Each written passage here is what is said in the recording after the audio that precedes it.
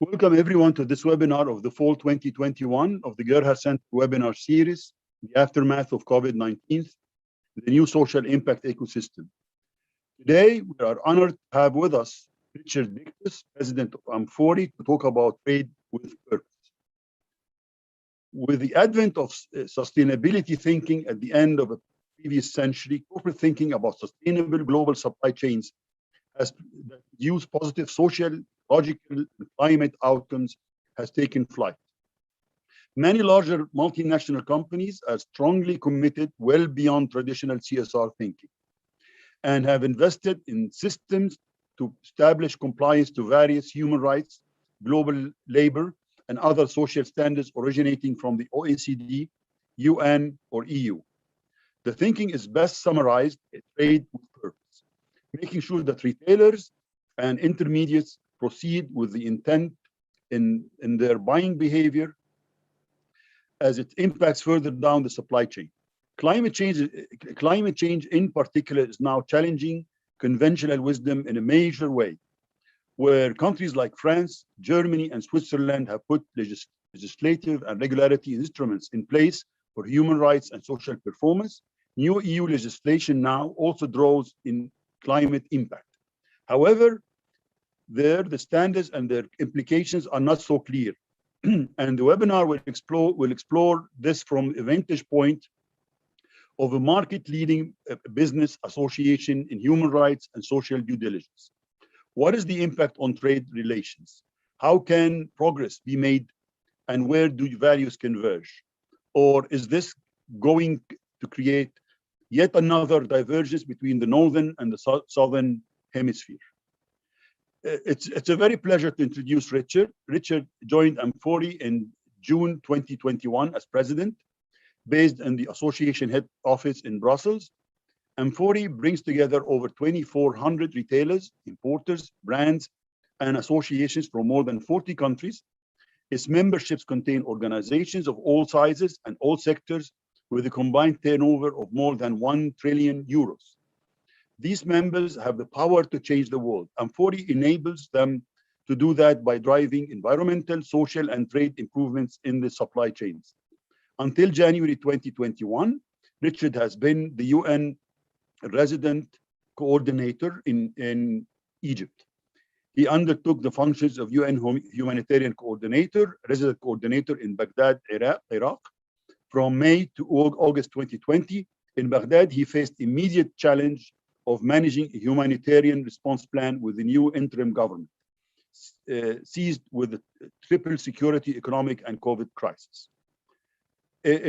Richard Dictus also is on the advisory board of the Gerhard Center, and it's a great pleasure to have him with us. Richard, the floor is yours, my dear. Thank you very much, Ali, for that introduction. So the last time that I spoke on this forum, I was just stopped my career with the United Nations, where I had worked 33 years, looking at the issue of sustainable development very much from a public sector lens. How are governments going to achieve the sustainable development goals? But gradually during my career in the latter years, I became increasingly more aware of the fact that one of the major actors in the entire sustainability sphere, the private sector, the corporate world, really had only a very limited voice in the sustainability debate. And that when we were talking about the goals that deal with sustainable production and sustainable consumption, that there were many misconceptions amongst the public sector actors about really what the private sector and what the corporate world can deliver.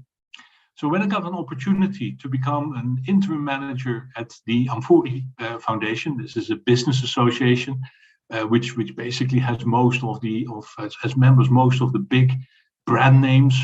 You will find Amazon here, you will find CNA here, you will find Hennes & Mauritz. I mean, really big global brand names that have actually come together and said, okay, we want to do more about sustainability. We want to do more about making life better for our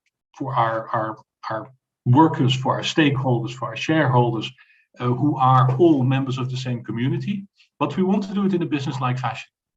It means that all of the solutions that Amfori is working on all the sustainability solutions are based on a business-to-business concept, that businesses who know will help other businesses who do not yet know. And that businesses who have big investment strategies will help other businesses who don't really have the capability of making such big investments. And generically, over time, this should uplift the entire global supply chain that these organizations represent, these very big multinationals, but also some smaller organizations, will uplift them to a greater level of sustainability. So what I'm going to talk about is actually issues that I have learned in the last 3 months as I was managing here. I specifically went looking for this knowledge, and I'm quite fascinated with some of the things that I've seen. So I'm going to provoke you. I'm going to make a couple of very bold statements, and I'm going to try and bring them down to at the end to something that actually shows how much new thinking is required if we truly see the corporate sector as a major actor in the sustainability atmosphere, as a major actor that can shape the world. It's not all up to governments. Now, my first provocative statement is that I actually think that trade liberalization is walking on its last legs. So for many years in development, we grew up with different trade agreements that were in the 1980s used in the context of the Cold War, trying to get political access, trying to manage alignment, to in the 1990s slowly shifting more towards specific positions. You had a multi-fiber agreement managed by the European Union that was very specifically about giving preferential access to least developed countries to the European market at a preferential rate so that they could actually benefit and grow economically more. There were many different ways in which access to markets and flow of goods from one market to the other were regulated. And you can also now see that this is coming to an end because of the climate change debate. Because the climate change debate is really a major disruptor in here. Why is that? Well, because the same tools that were used to regulate market access for specific groups of countries or for specific political reasons may not necessarily be the tools to which you can regulate access on the basis of climate change performance of producers in other countries. Now, let me start off with saying a second provocative statement, and that is the so-called consumer paradox. As the middle classes in the world are growing, you have more people who want to consume more. What do they want to consume? More people want to have a car. More people want to eat a lot of meat. More people want to buy more clothes. Now, that in itself inherently means that the combination of economic growth and population growth will increase automatically the global carbon footprint with all the consequences that we know that has. Now, the counter move to that is talking about certain consumers who are looking for sustainable products that have a good carbon footprint, recyclables, circular economy models, but also products whereby we know that nobody has been exploited, that there is no forced labor, that women are treated equally and fairly in the workplace, etc., etc., etc. All these things these consumers want. These consumers in California and in New York and in the Netherlands and in Germany and in Sweden. But all these consumers also have something in common, and that is that they don't want to pay anything extra for that. And that actually means that this consumer paradox is offloaded on the corporate sector. They have to resolve this. They need to find more products, better products, sustainable products at a lower price, and preferably in very, very big quantities. And that's when power games get into play. If you are a very large retailer like Amazon, you basically have the power to demand that the cost of these sustainable products are offloaded on the producers, particularly when the majority of these producers are actually in what I would term for in order to make it easy, the Southern Hemisphere. 95% of the retail goods in Europe are being sourced from either China, India, Bangladesh, or Vietnam. And that's 95%. And that means that essentially these very big retail giants can go back to the producers and say, well, look, these are the specifications of the product, these are the quantities that we want to have it, and more or less get into a position where they can dictate the price. Now, that may sound very, very strange, but we're talking about such volumes that indeed a lot of companies will go in at break even in order to get market access. Now, the more that we want to have our cake and eat it, and the more people want to have more cake, the more problem, the bigger problem this becomes. And at the time where we were conceptualizing the Sustainable Development Goals, we really didn't realize that. We didn't realize this growing problem, because the starting point had always been that governments had always been regulating their market access and were always working on issues of market imperfection. Give an example, governments in Europe regulated the price of alcohol and tobacco in order to put down the consumption of alcohol and tobacco, because these were health problems. These created many additional costs. And the tariffs that were put on certain things and the taxes that were put on certain things. At this moment, for instance, there is the idea that we should be driving a lot less in Europe because we indeed have a carbon problem. You can only solve it if you start driving less. So the way that governments now regulate that is to actually put more taxes on it. As they do this, they actually are beginning to find out that people continue to drive and want to drive, that actually the demand for certain products is relatively inelastic.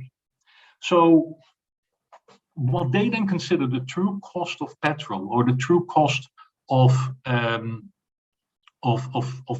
cigarettes, the true cost of cigarettes takes into consideration the health cost of it. The true cost of petrol takes into consideration the carbon problems that this creates. Well, this does not mean that people after a certain moment start basically doing things in a different way. But also, these high consumer prices in Europe for certain products make it very difficult for the producers who basically want to maximize their product, maximize their market access, because they have stakeholders and shareholders within their own companies who want to be wealthy and who want to make money. So in order for these producers in this kind of market behavior to maintain volume and to maintain profitability, they have to cut costs and corners. And that actually means that rather than having these producers produce in a more sustainable manner, you actually will have a significant number of producers that will try to see if they can get away with not getting in there. Now, this really challenges governments because historically, legislative and regulatory measures managing market access and trade negotiations were a way in which you could actually push a different kind of behavior. Now, governments are challenged in two different ways with this. The first one is they notice that the behavior and the buying behavior of the consumers in Europe is not necessarily changing that much, even when they change the prices. So the internal regulation doesn't have the effect that they're looking for. And externally, they're actually caught in a bind. Because on the one hand, if you want to lower the carbon footprint of a particular country, then it's very attractive to offload carbon production to other countries. I'll give you an example. My own country, the Netherlands, we produce a lot of meat. We produce probably 5 times per capita the amount of meat that we would consume. That means that everything is exported. That means that the Netherlands takes the carbon footprint of that production. The produce is sent to Germany, and Germany therefore sort of imports the carbon without the carbon actually ever having been accounted as their carbon or their emission. Now you can take that also towards other countries, whereby you have a particular product that is very polluting. You will make sure that that no longer is produced in your own country because that gives you a good ecological benefit, a good visibility, but you still need the product, so you're outsourcing the production to another country. Many countries have played this for a very long period of time, and now they're getting into the problem that very slowly the population and the politics are beginning to push back because they're saying, look, carbon, climate change, it's a global problem.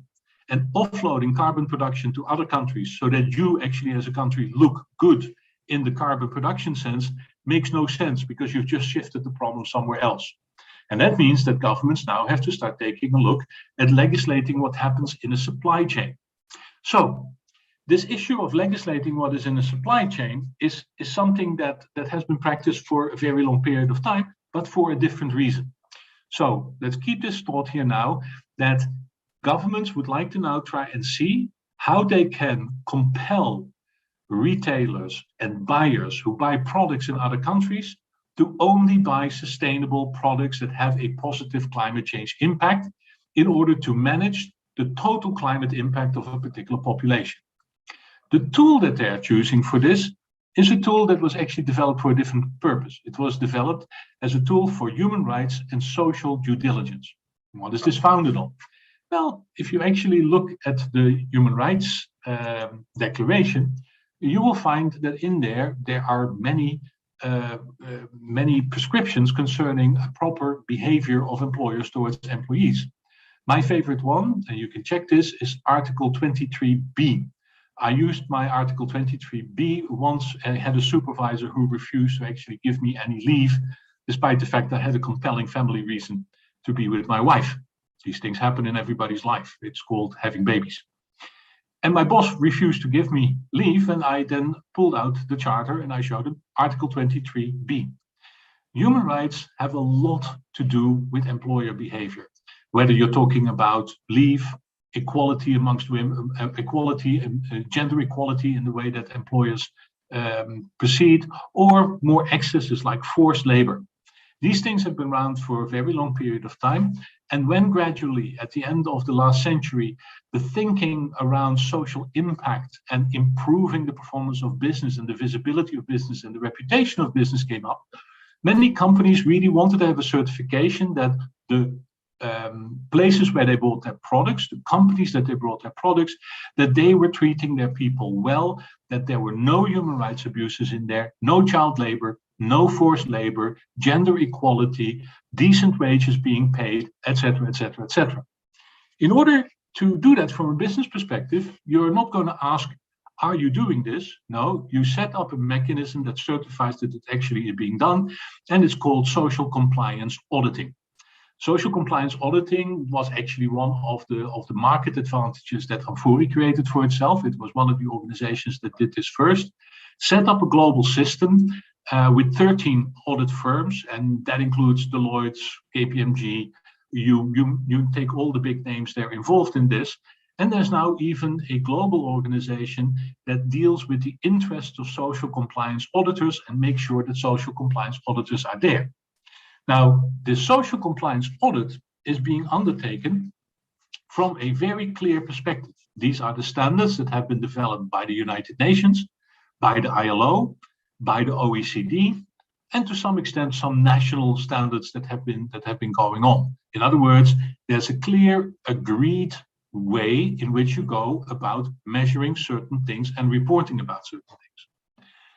There's also an agreement here that if today you are not necessarily strictly meeting the human rights due diligence standards, there are certain red lines. Child labor is a red line, forced labor is a red line. When any of our members see a company or are receive reports about a company that actually is engaged in these kind of practices, automatically they will stop their business relationship with them. But then there can be issues around fair wages, there can be issues about overtime payments and leaves and things like that, where they actually will say, well, if we can't solve it now, we're coming back again in 4 years' time, we'll do another audit. By that time, you should have solved it. We will provide you from Amfori at that moment with support, training courses. We have an online academy that will help both producers and our members here in Europe on how to set up these processes so that there's a process of continuous improvement. So you have capacity development support followed up by regular audits that increasingly will show that there is an improvement in the human rights performance. Now you can understand that this principle of having an objective measurement taken by audit firms that really go to the companies, that look at the whole issues, is very appealing if you want to try and legislate the climate performance of a particular value chain that ends up in your country, be it Germany or being the Netherlands. But it's not so easy. let me give you a couple of examples. The first one is what we found out in human rights due diligence, which is called the multi-tier process. So big retailer in Europe will want to buy socks. They will go to a procurement company that has a global capability of procuring socks, because a retailer does not necessarily have a corporate competency in buying socks. This retailer will subsequently look at the companies that are producing the best quality, lowest price socks. But a sock is a component product. In other words, somewhere cotton is being grown, somewhere elastic materials are being made, somewhere yarn is spun, somewhere socks are being made, who are then subsequently packaged and transported. Now, the retailer in Europe cannot see how the cotton is being grown. And it therefore needs to trust that at every step of the way, the same due diligence with human rights and social performance are being applied, because otherwise you could still have a situation of, let's say, forced labor in a cotton supply or child labor in a cotton supply, which you absolutely don't want to have. This is a really, really big problem, because some products are so, let's take again the garment industry, where you will have wool, cotton, silk, the buttons, the yarn, the zippers, you name it. All of these come from different places, and all of them are being put together. So it's not so easy to say, well, we have a process of auditing, and everybody will adhere to this process of auditing, because that in itself then becomes extremely expensive. And particularly now that the issue is not just an issue of looking at social performance, but also looking at ecological performance. Another complication is that actually not one sector is the same. The garment sector has its challenges, but so does the mineral extraction sector. So does the food sector. The food sector is particularly complex. So all of these due diligence processes, and if you have to follow them all in order to certify at the end of this, or at least provide a reasonable assurance at the end of it, that these products have been produced without human rights problems and at a good climatological standard, it's complex, it's expensive, and it will push the bottom line even further down. So this is really complex. And the legislators are not looking at this complexity. They're basically saying that if a company that employs itself more than 250 people in Germany cannot certify and cannot provide evidence that it has monitored the human rights and ecological performance of its products, it will be penalized in the way that it does business. This is difficult. This is something that we really cannot figure out what that repercussion will be and how far this will drive business in Europe, at least, to offload the cost of this entire product, of this entire process, on the producers in the Southern Hemisphere in order to keep the sales prices down and their profit margins on. If you are now sitting in the Southern Hemisphere and you're looking at this development in the Northern Hemisphere, you really wonder what happens to mercantile advantages, what happens to the way in which you are supposed to produce and gain market access. There are so many more conditions that have to be met and systems that need to be fulfilled that the question becomes, how easy is it to have access to the European market? How easy is it to access? Now, when we start taking a look at how it now feels on the side of the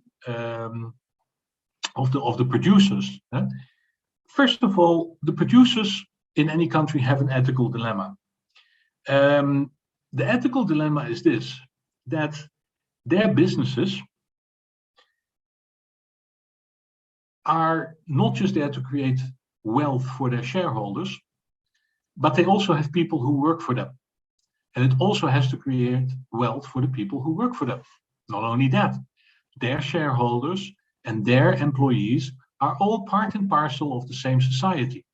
Therefore, for these employers to try and get market access at the expense of climate or ecological performance is actually counterintuitive because you are polluting the environment that you live in. you are polluting the environment that your employees are living in, you're polluting the environment that your shareholders are living in. Now, interestingly, when you look at the larger companies, and that is also in Egypt as well as everywhere else, they have already long since realized that this is not the right way to proceed.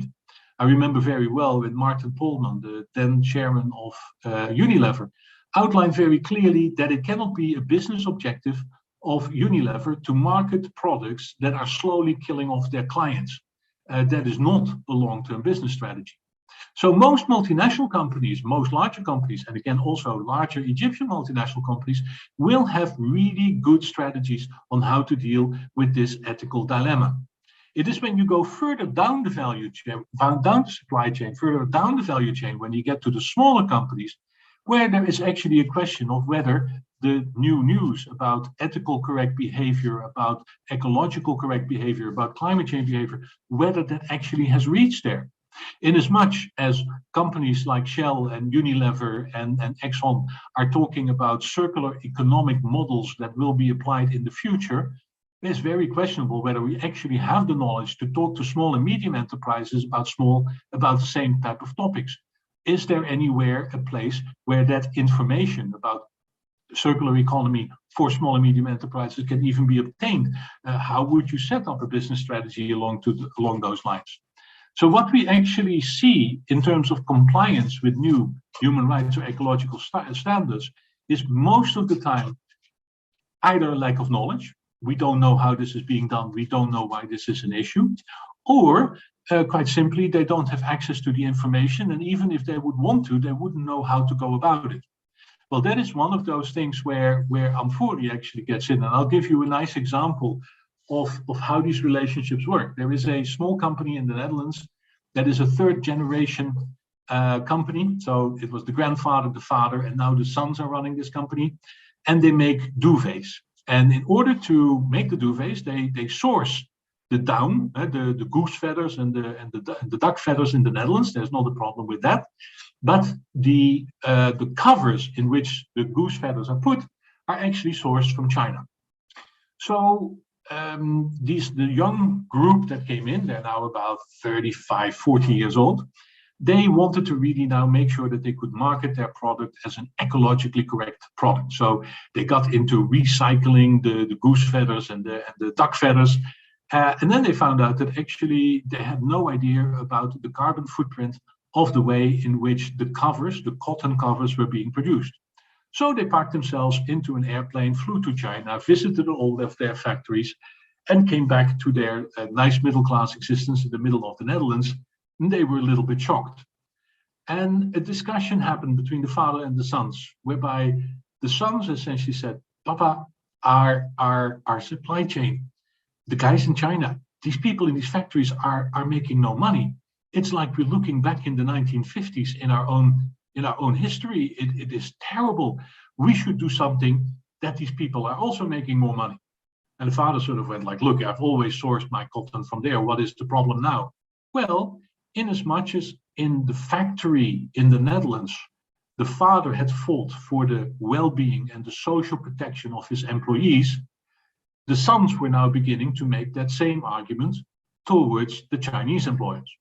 So they got to the Chinese employers and they started explaining this, and the Chinese said, we're very willing to do this, but what is our problem? So they called in Amfori commissioned an audit with them. And the audit indicated that one of the employers particularly had a problem with the way that overtime was being made. So there was too much overtime. People actually no longer could get home. Yes, they were making good money, but it got to the stage where really it was affecting people's health. So the two Dutch gentlemen, young gentlemen in their 40s, said to the slightly older Chinese factory manager, why don't you stop doing that?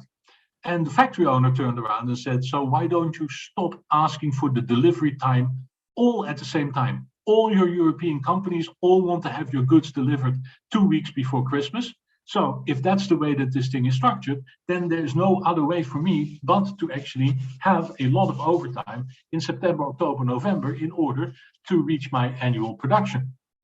And the most important measure that these companies could now do, the partnership that they established in order to get a better social outcome, was to actually spread the orders and the payments for the orders throughout the year.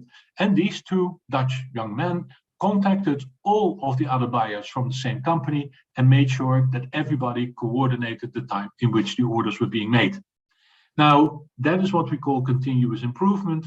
This is where, quite interestingly, the European company thought that there was a business mistake being made in the Chinese company, but actually what turned out was that the business mistake was theirs. They were not practicing what we would call responsible purchasing.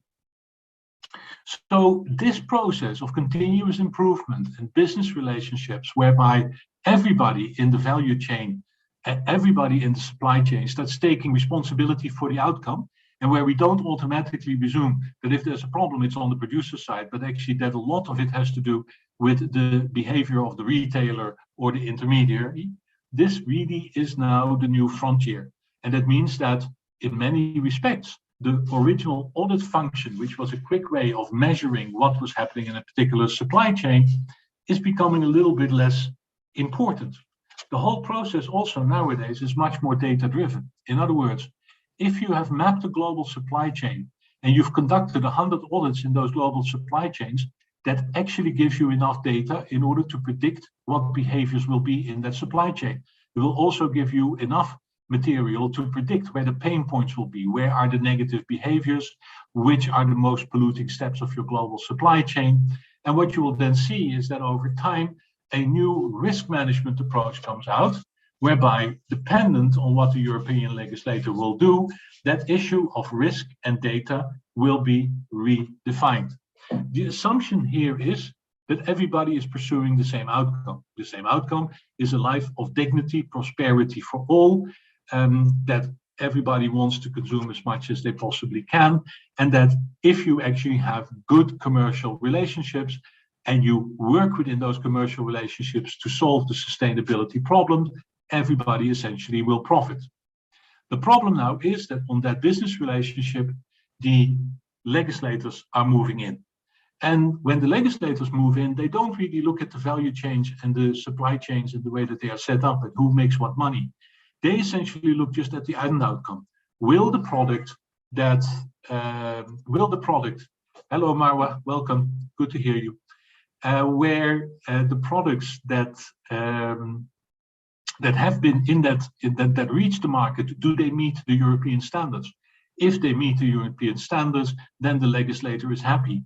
How those standards are being met, what the prices are, and the consequences, they don't really look at. Now, the consequence may be that there are certain economies that cannot meet these standards of access to the European market.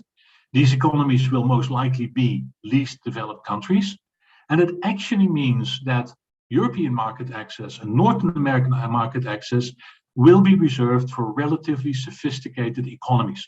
So it will not be for Malawi that will not be able to invest in the production capabilities that are required for that market access, but a country like Egypt that has the capability to invest, that has the trade infrastructure, that has the transport infrastructure, that has the educated people, that has an inherent capacity to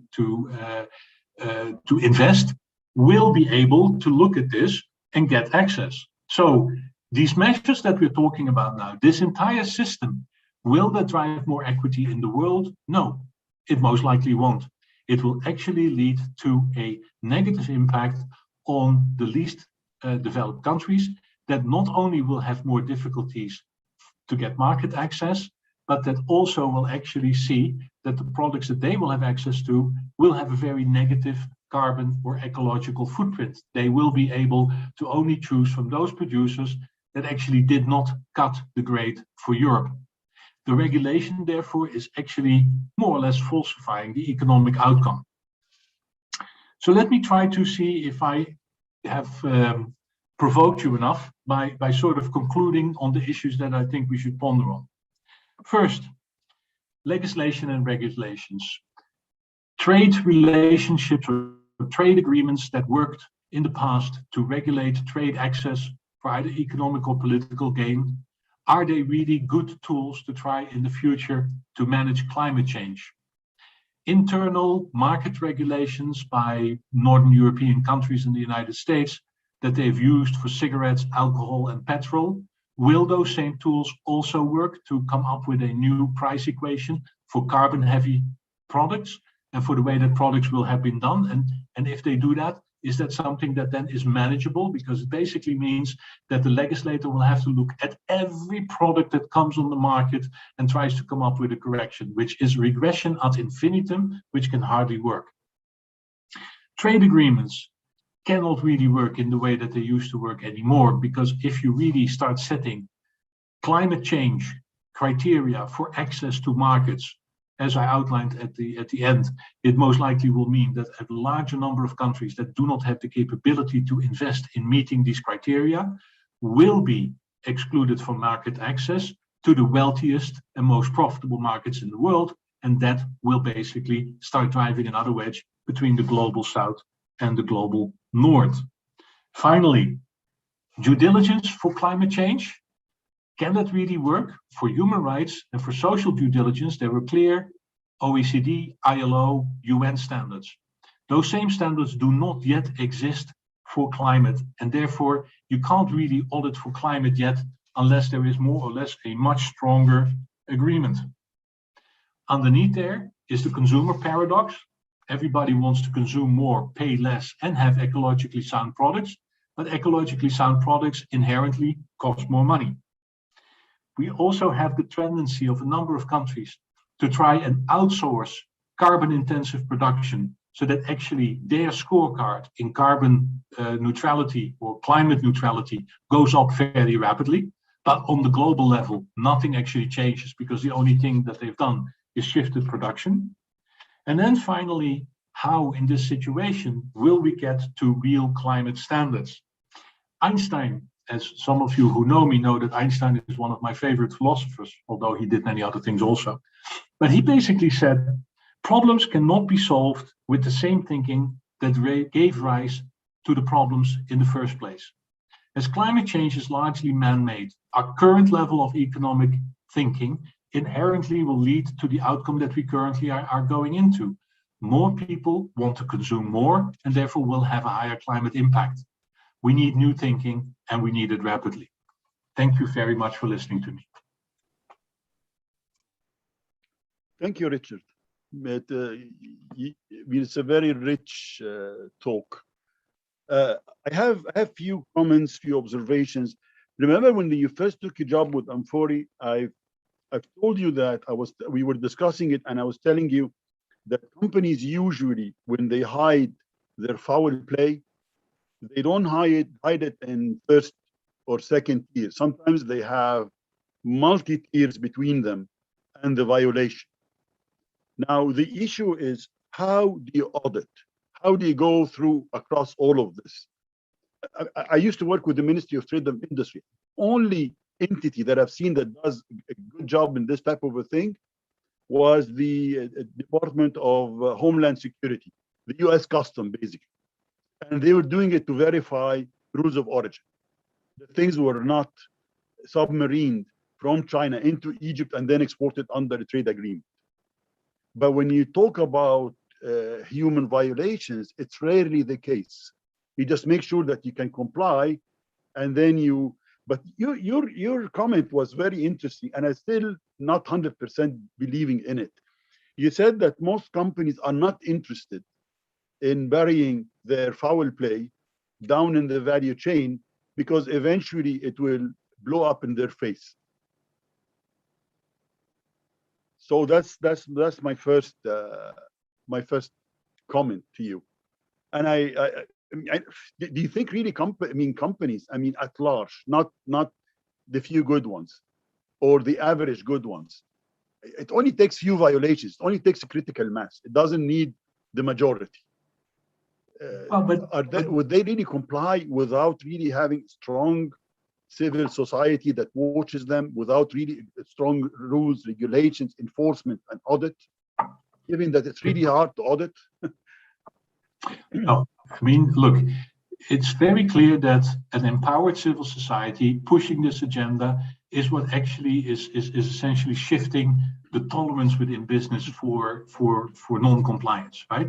So the fact that there is now in Germany a recent court case where a number of our members were taken to court by civil society concerning certain supply chains where there was an idea that there could have been forced labor in those supply chains. And these civil society organizations were trying to force these companies to really look down their supply chain to see if there was any possibility of foul play, as you call it. That immediately goes as a total shockwave through the entire business community, and they don't really like that. They really European businesses basically know that if you remember the story of Nestle in the 1960s, where they came up with a product that actually was baby milk that killed babies rather than made them survive, because they hadn't figured out that in the third world people were not boiling the water for the baby milk. That still pursues Nestle today. So the issue of reputational damage is something that really drives them. Big companies here that get problems around animal rights issues within Europe most definitely have no appetite for getting caught in forced labor issues in another country. Now, the reason why they are very, very vigilant about what is being hidden in their supply chain is essentially the advent of real data, big data. There is so much known about what happens in supply chains nowadays. Data is being collected, it's historically being collected. That means that at this moment, if you don't really look at it, 4 or 5 years down the line, all of a sudden, data-driven processes will indicate where the pain points in your particular supply chain could be, and you could actually then retroactively get a problem.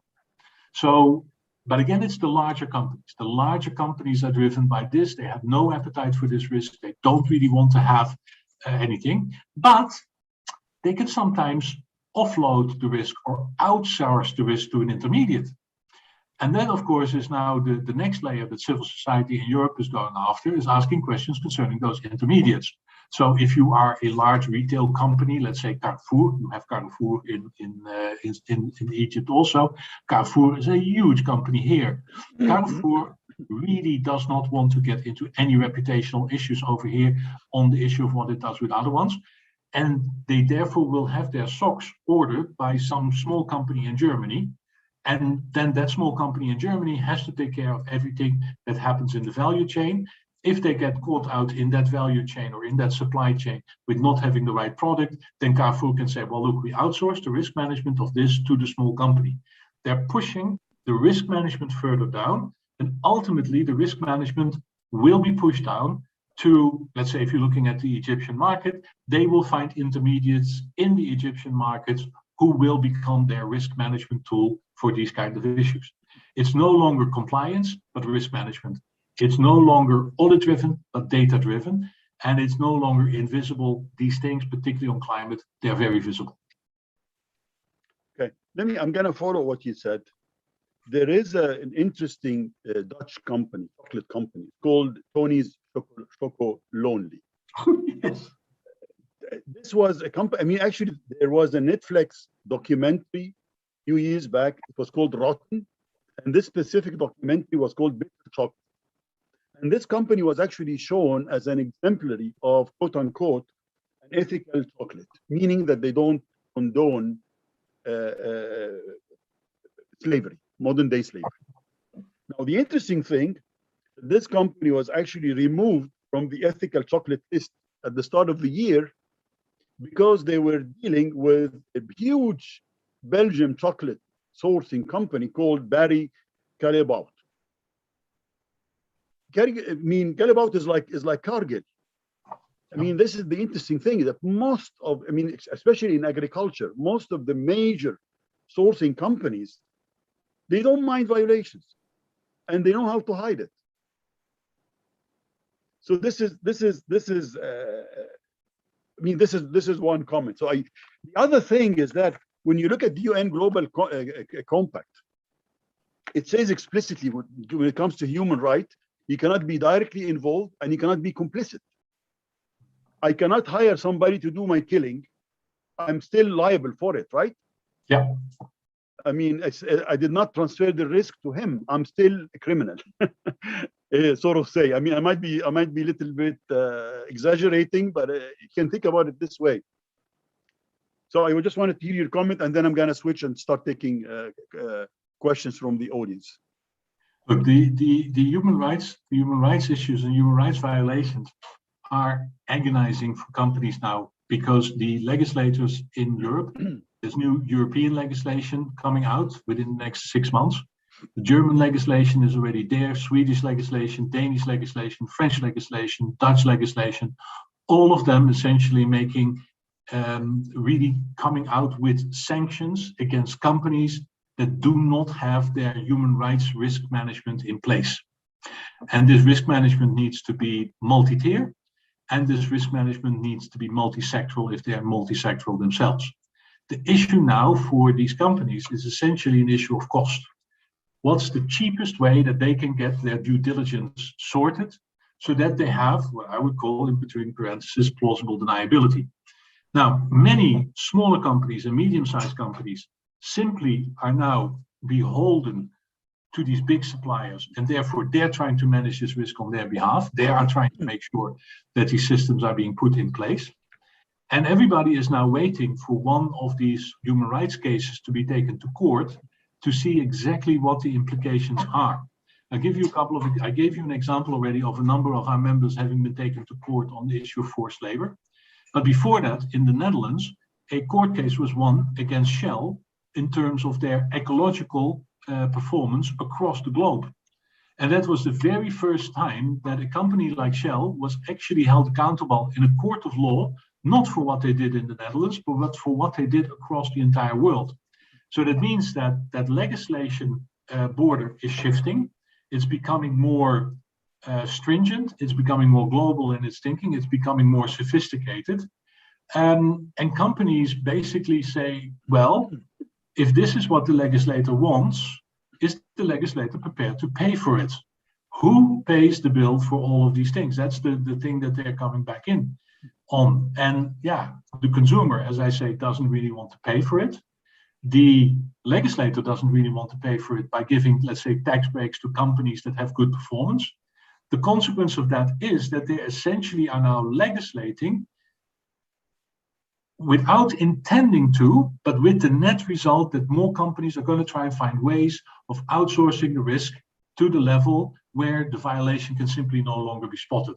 In other words, cutting corners is going to be an implication of the way in which certain legislators are going to go about it if we do not come up with smart new thinking and if we do not come up with smart new tools. And that's where my emphasis on data, risk management associated with data, understanding better more where the pain points are, and working on a business-to-business relationship in order to mitigate this, and the patience from the legislator that Rome wasn't built on a day. Yeah, they have to wait for countries to catch up.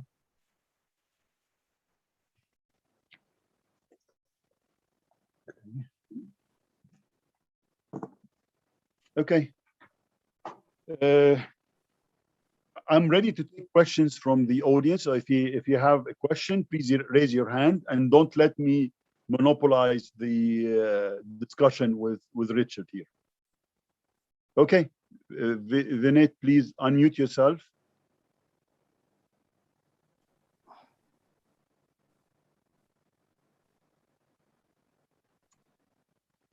Vinay, please unmute yourself.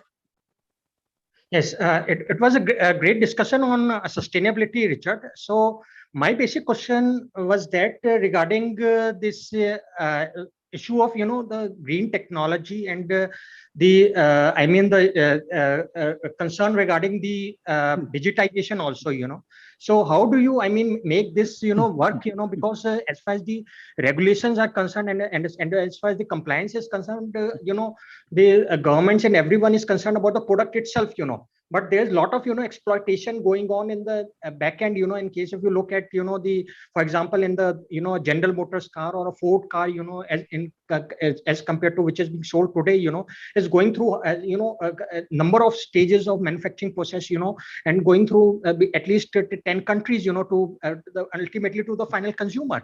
And although it meets the safety standards, everything, as far as the quality is concerned, but we don't know about the the exploitation that is going on in the back end, regarding as far as the labor is concerned, as far as the the environment is concerned, simply because a lot of these manufacturing processes are automated, and either they are in the informal countries, for example, in the developing countries, where there's not that sort of awareness and the compliance as far as the labor is concerned. So do you think that will be a challenge, and as far as future is concerned, because the automation is going to go big, and we are now going to be using smartphones and technologies which are going to be a lot more complex, for example, silicon chips, semiconductors, etc., which are going to be produced in a number of stages, and then number of complicated countries also, complex countries, where these standards are very, very non-existent at this point of time. So there will be two worlds, where the product is going to be matching certain standard, high level standard, but the compliance, but basically it is coming at the cost of environment, labor, and the entire manufacturing process, etc. So how can one gain digitization, etc., digitization and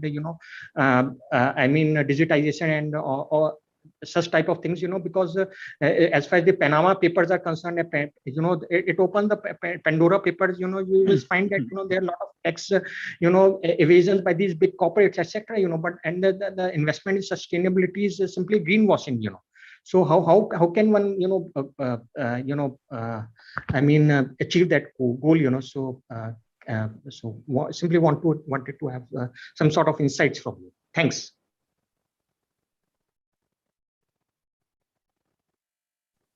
Thank you, Vinny. You've raised a number of issues at the same time, so let me try and see if I can unpack them. The first issue is about, how do you deal with exploitation when it's difficult to pinpoint where exactly the exploitation is taking place? Because exploitation, in many situations, people will try to hide it, companies will try to hide it, because it could be affecting the way in which they can get export orders. Now, here we make a differentiation between the known unknowns, in other words, the things that we know that we don't know, and the unknown unknowns, the things that we don't know that we don't know. Now, that last category, there's absolutely nothing you can do about it. When there are things happening in locations that are not visible, where you can't get access, where you can't talk to people, where you cannot set up grievances and whistleblower mechanisms so that actually exploited laborers can actually go and raise a complaint. In places like that, you have too many unknown unknowns, and most likely that will mean that companies will stop investing in those locations as places where they will source from.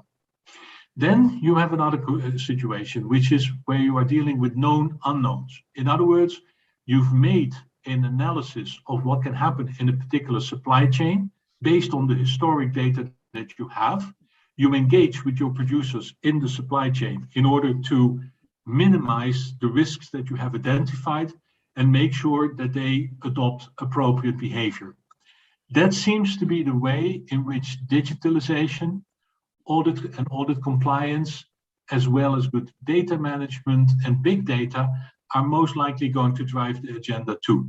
But again, it would mean that sourcing countries will predominantly be countries that have a certain level of sophistication where you can do business in this particular way.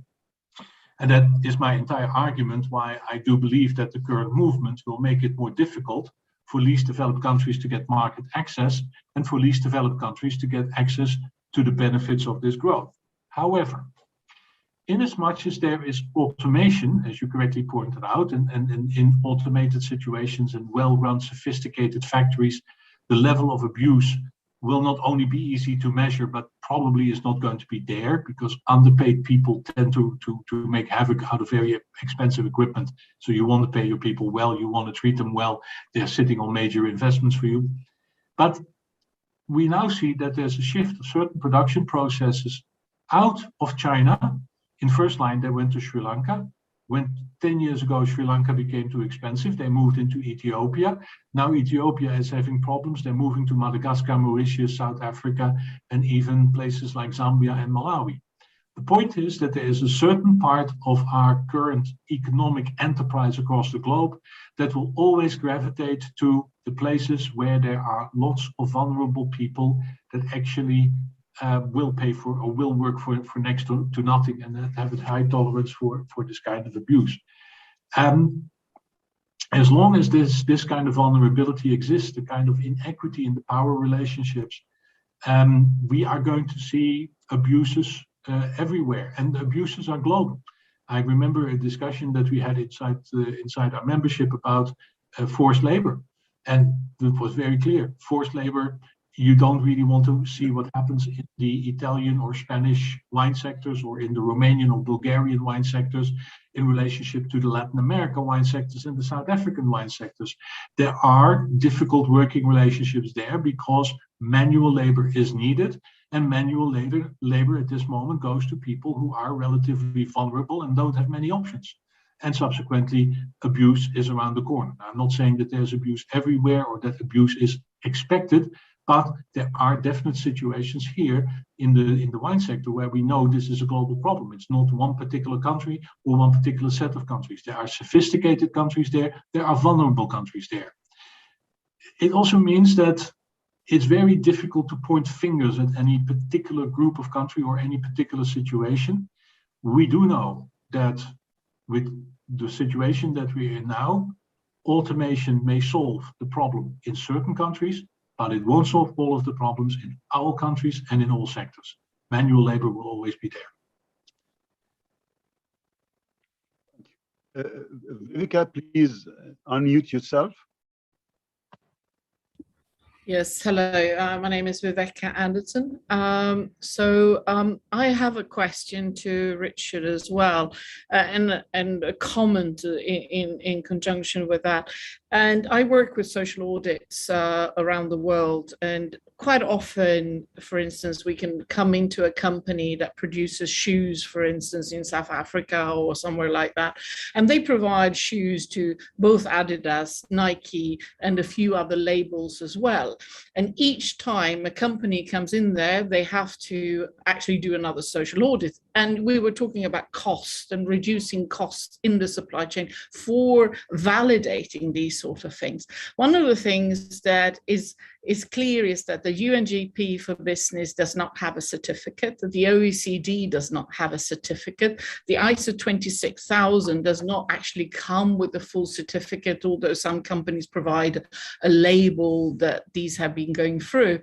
Do you see any changes for something that would provide companies to be able to proactively work as selling towards larger multinationals as well, so that we can reduce the cost of auditing in the supply chain and secure the auditing? Yeah, the thing is that there are some producers that basically now seem to be having an audit every week. Yeah. They have, because there's different, let's say, different sectors. The clothing industry have their own audit firms. The shoe industry used to be part of Amfori. They've now set up their own scheme, and they do this in their own way. And a factory can be audited 3 or 4 different ways. And if they also want to get certain ISO certification, they again have to do that. If they want to be part of 4 Sigma, they have to do. So there's a whole business that now has emerged around certification and all audits. There is a certain part of the auditing group that wants to provide a certificate, and there's a part that does not want to provide a certificate. The ones who do not provide a certificate, basically, and Amfori is part of that school, where you essentially say, well, look, if you do the certificate, then you have to do it every year in order to make sure that a company retains a certain standard. You cannot have a situation where you give a company a particular certificate and say you are safe, in order to find out 3 or 4 years later when you do a repeat audit that actually they stopped the right behaviors the moment where the auditors left. And that's the disadvantage of the certification schemes, that they give actually in many respects a false security. Second point is that we are very strong proponents of the fact that there should be more business to business relationships. So if you are Nike and you buy your products in South Africa, you should just not commission an audit with a third party. You should actually create a relationship with the company that you're buying the shoes from, because only then will you know for sure that the company will try to improve its standards, will continue to improve its standards, and will start slowly to gravitate towards the kind of values that you as a company will bring out. And we in Amfori believe that that's a much stronger tool than actually certification and little certificates. Okay, I thank you for your input. Thank you, Viveka, for your question. We're going to take one more question from May Al-Inawi. May, please unmute yourself. Thank you. Thank you for giving me the opportunity. And Richard, thank you for the thought-provoking discussion. There's so many things to ask, but I couldn't help but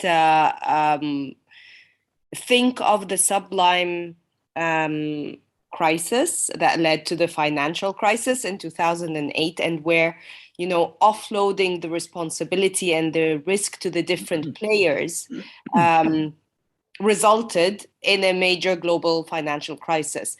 So my question to you, and I'm sure the answer is not as simple as something we can tackle in the group, but are we heading to a global ethical crisis, or how can we contribute to solutions so that we can avoid that?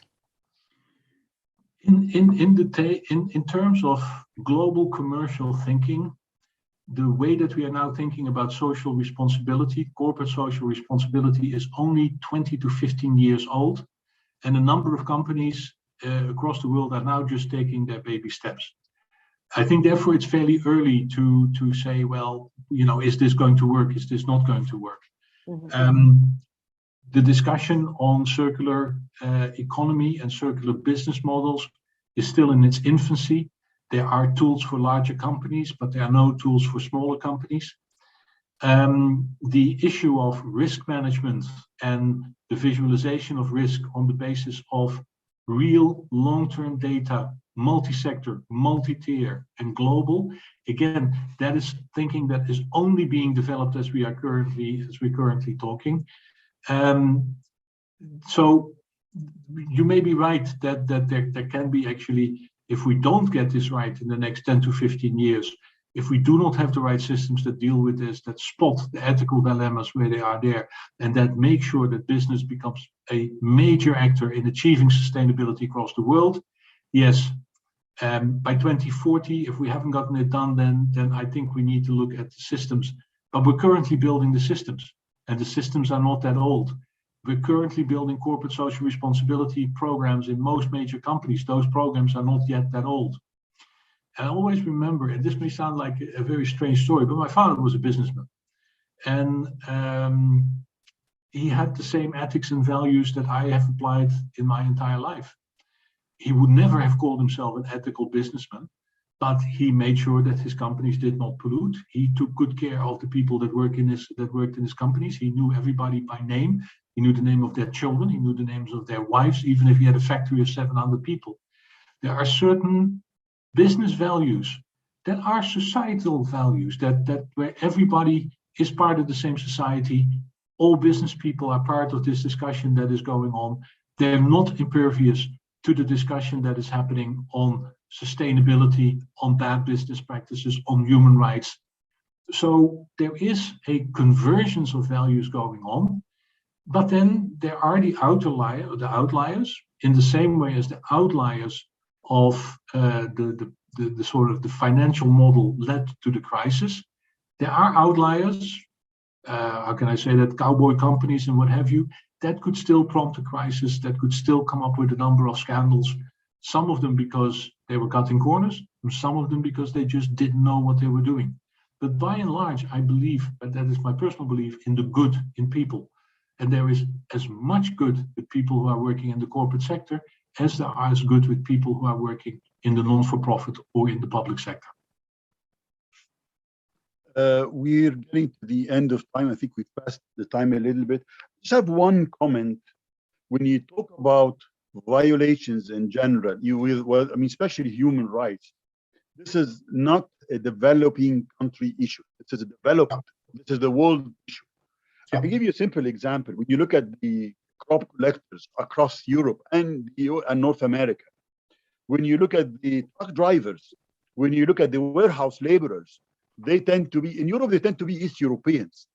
And there have been lots of complaints about Amazon, for example, exploiting labor in their warehouse around Christmas time. Truck drivers, I mean, once you prevent the East Europeans from going to the UK, I mean, nobody's transporting their gasoline. And they've been exploited like hell.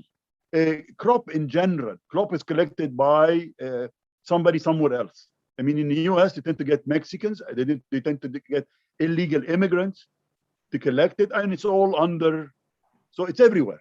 I mean, and I think it's a problem that we all have to deal with it as humanity. Absolutely, this is absolutely true. And certain processes that have been set up on human rights due diligence sort of assumed that these human rights due diligence processes would only be utilized in the Southern Hemisphere. I can confirm to you that's no longer the case. There are certain human rights due diligence processes and audits that are conducted in Spain, in Italy, in Australia, because abuse, taking advantage of vulnerable people essentially happens pretty much everywhere. And it's this realization that actually makes companies that are members of Amfori even more vigilant, because they have to look in their own shop, they have to look in their own backyard, and they have to look at the rest of the world. But it is definitely not so that there is a country or a group of countries that have the exclusive problem of human rights abuses. That is not the case. Richard, I really want to thank you for a very rich discussions, and I don't know what to tell you. I mean, it's been really enlightening.